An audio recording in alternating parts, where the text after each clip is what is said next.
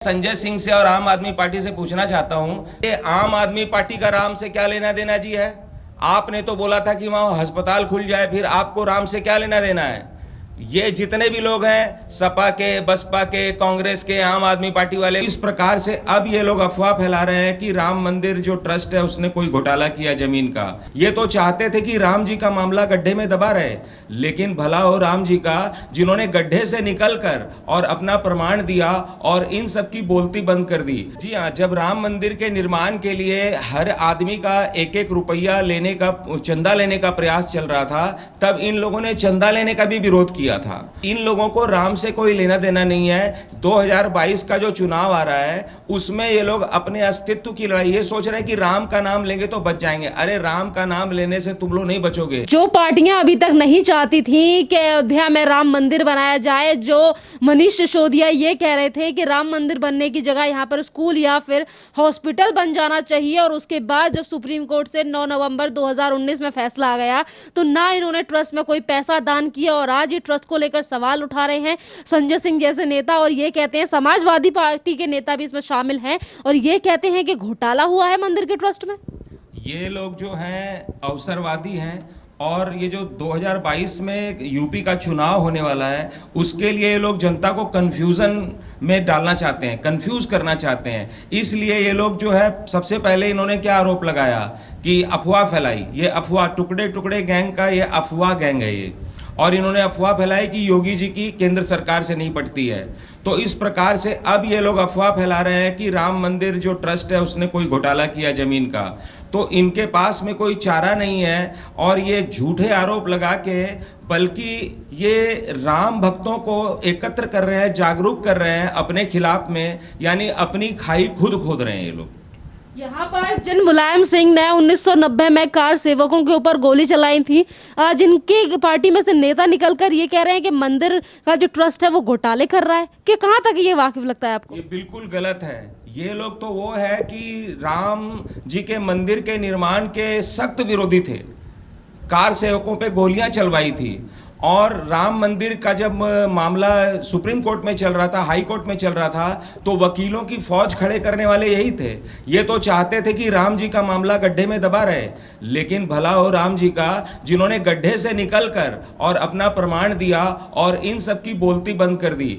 तो ये लोग जो है राम के वास्तविक द्रोही हैं। ये आजकल देखिएगा टीका लगा के और जनेऊ पहन के और मंदिर जाने का जो है ये लोग उद्योग करने लगे हैं, माने प्रयास करने लगे हैं। ये सब जो है नकली हिंदू बन के ये जनता को ठगने का प्रयास कर रहे हैं। और ये ऐसा यदि कुछ होता ना, तो ये अपने आप जो राम मंदिर ट्रस्ट है ना, वही उसका विरोध करता कि यहाँ पे कोई घोटाला होने वाला है। ये जानबूझ के कंफ्यूजन क्रिएट कर रहे हैं, 2022 के चुनाव में लाभ प्राप्त करना चाहते हैं। वास्तविकता तो ये है कि ये राम के द्रोही हैं, राम ही नहीं बल्कि ये सनातन धर्म के द्रोही हैं। ये लोग जो आज राम मंदिर का विरोध कर रहे हैं, ये तो वही है जो कि जगह जगह पे इन्होंने जो है सो ये इन्होंने वक्फ बोर्ड के कार्यालय बनाए, इन्होंने हिंदुओं की धार्मिक जमीन को हड़प लिया और वहां पर पता नहीं रोहिंग्या को बसा दिया। ये लोग तो वो हैं। ये भी सवाल उठता है कि इन्होंने कितना ज्यादा चंदा दान किया है, जो आज चंदे को लेकर सवाल उठाते हैं, ट्रस्ट को लेकर सवाल उठा रहे हैं। 1 रुपया अरविंद केजरीवाल की पार्टी से नहीं गया ट्रस्ट में, और सवाल इतने बड़े बड़े उठाए जा रहे हैं। जी हाँ, जब राम मंदिर के निर्माण के लिए हर आदमी का एक एक रुपया लेने का, चंदा लेने का प्रयास चल रहा था, तब इन लोगों ने चंदा लेने का भी विरोध किया था। तो कहने का मतलब ये है कि इन लोगों को राम से कोई लेना देना नहीं है। 2022 का जो चुनाव आ रहा है उसमें ये लोग अपने अस्तित्व की लड़ाई, ये सोच रहे हैं कि राम का नाम लेंगे तो बच जाएंगे। अरे राम का नाम लेने से तुम लोग नहीं बचोगे, क्योंकि ये लोग जो है भूल गए हैं कि रावण जो है उसने जिंदगी भर राम का नाम नहीं लिया और राम का विरोध ही करता रहा। और उसके बाद में राम का नाम रावण ने कब लिया था? जब उसके नाभि में जब बाण मारा राम ने, तब उसने राम बोल के अपना अंतिम सांस लिया था। तो तुम लोग का जो है ना अंतिम घड़ी आ गया है, इसीलिए तुम लोग जो है राम का नाम लेके और सोचते हो कि हम लोग को 2-4 सीट मिल जाएगा।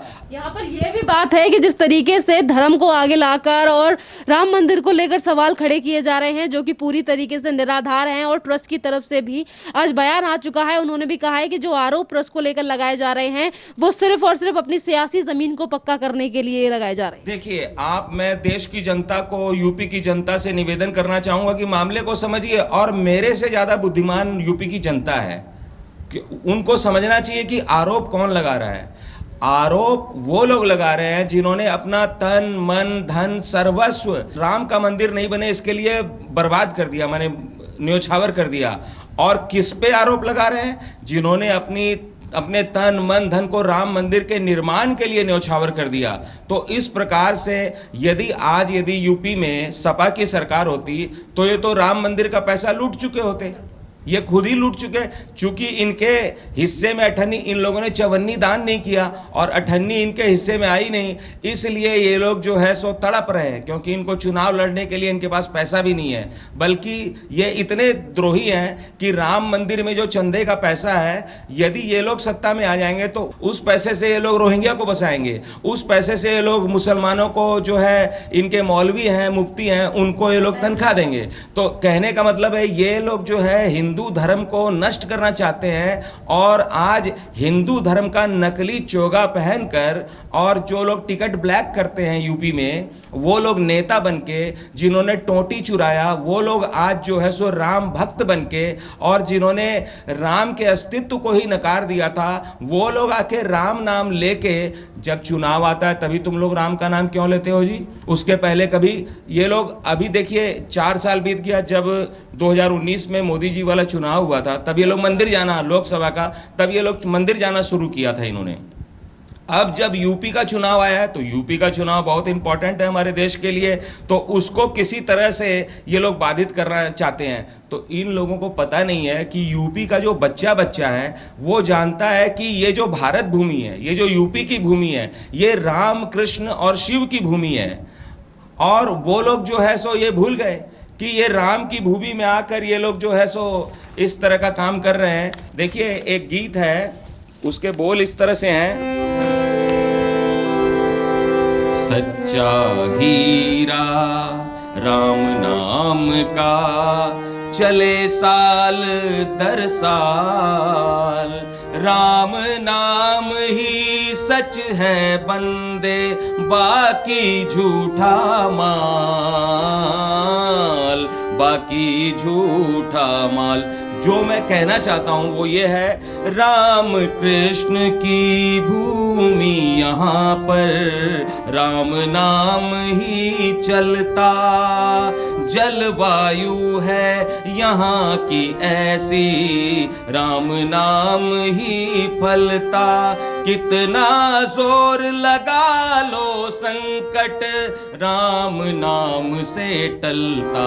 तो राम का नाम, इन लोगों को पता है कि राम का नाम लेंगे तो हमारा संकट मिट जाएगा, लेकिन ऐसा नहीं है। इनका संकट नहीं मिटेगा, बल्कि ये लोग संकट में फंस जाएंगे, और इनको जो कुछ सीटें मिलने वाली है उनका अस्तित्व भी समाप्त होने के कगार पे है। इसलिए ये लोग जो है सो राम का नाम ले रहे हैं। यहाँ पर जो ट्रस्ट को लेकर और मंदिर को लेकर सवाल उठाए जा रहे हैं, जैसा कि अभी आपने कहा कि 2022 में आने वाले चुनावों के लिए अपनी सियासी जमीन पक्की कर रही हैं विपक्ष पार्टियां, इसीलिए ये नाम लगाए जा रहे हैं और निराधार बयान दिए जा रहे हैं। सवाल ये है कि क्या इन सारी चीजों का लाभ उठा पाएंगे फिर भी ये पार्टियां चुनावों में?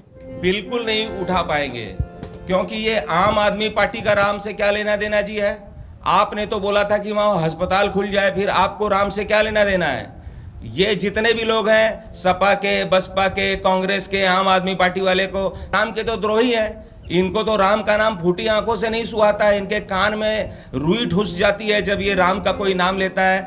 अरे ये ममता बनर्जी को जैसे राम का नाम पसंद नहीं है, तो ये ममता बनर्जी के भाई है, एक ही खानदान के हैं लोग, समझ गए?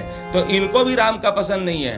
तो इनके लिए तो मैं ये कहना चाहता हूं, अरे आपका तो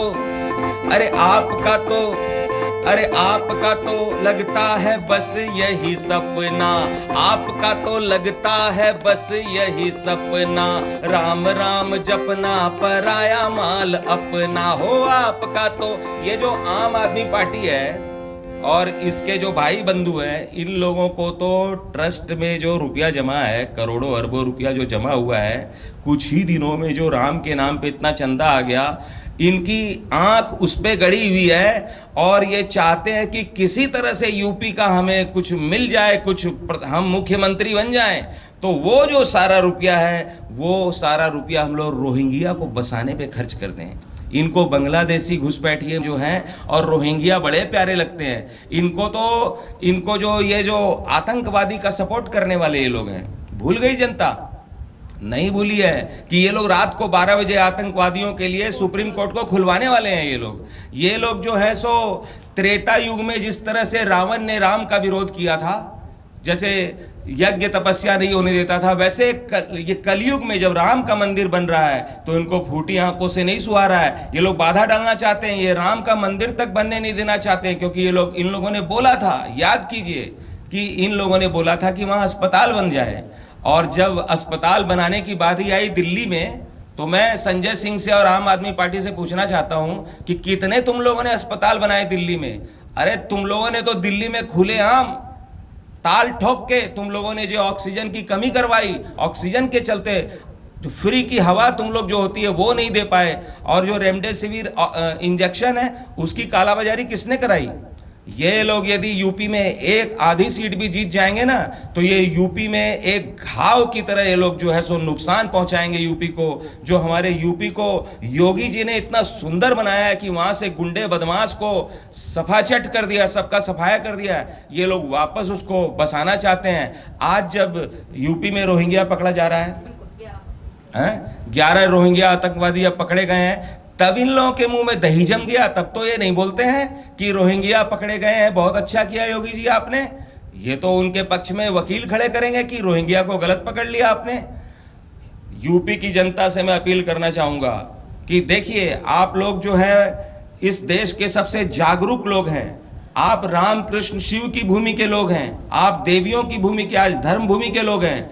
आप लोगों को कोई नहीं बरगला सकता है, आप इनके चक्कर में मत फंसिएगा, क्योंकि ये लोग आपका कीमती वोट लेके आपके वोट को बर्बाद कर देंगे, और उस वोट का प्रयोग ये लोग देशद्रोही शक्तियों को आगे बढ़ाने में, देश को तोड़ने बांटने में, आज जो ममता बनर्जी बांग्लादेशियों को बंगाल में घुसा चुकी है वो उसका पक्ष लेती है, वैसे यूपी को ये लोग बनाना चाहते हैं। जबकि हमारे योगी जी सीएम है, उन्होंने यूपी को इतना सुंदर साफ सुथरा बनाने का प्रयास कर दिया है कि वहां अब विदेशी कारखाने लगेंगे, और वहां पे जब विदेशी पैसा आएगा, हमारे देश के बड़े बड़े उद्योगपति जब वहां कारखाने लगाएंगे, तो यूपी के लोग जो आज देश के विभिन्न कोनों में नौकरी करने के लिए, रिक्शा चलाने के लिए, कोई नहीं जाएगा, सारे लोग यहीं यूपी में ही अपने घर के पास में ही नौकरी करेंगे। ये लोग नहीं चाहते हैं, ये लोग यूपी के लोगों को, गरीब लोगों को नौकर बना के रखना चाहते हैं, मजदूर बना के रखना चाहते हैं, अनपढ़ रखना चाहते हैं, गंवार रखना चाहते हैं, ताकि ये उनके वोटों से अपनी राजनीतिक रोटी सेक सके। इसलिए राम के नाम पर जो ये लोग आज एक आंदोलन खड़ा, माने एक जो अफवाह क्रिएट कर चुके हैं, उससे कोई भी उसमें ना आए और सभी कोई राम का नाम जपे। किस तरह से? रघुपति राघव राजा राम, पतित पावन सीताराम। और इनके करने से क्या होगा? ये लोग जितना प्रयास कर रहे हैं ना, इससे कुछ नहीं होने वाला है, क्योंकि जो राम जी चाहेंगे वही होगा। और देखिए, एक चौपाई गाता हूं, राम कीन चही सोई होई, करे अन्यथा अस नहीं कोई।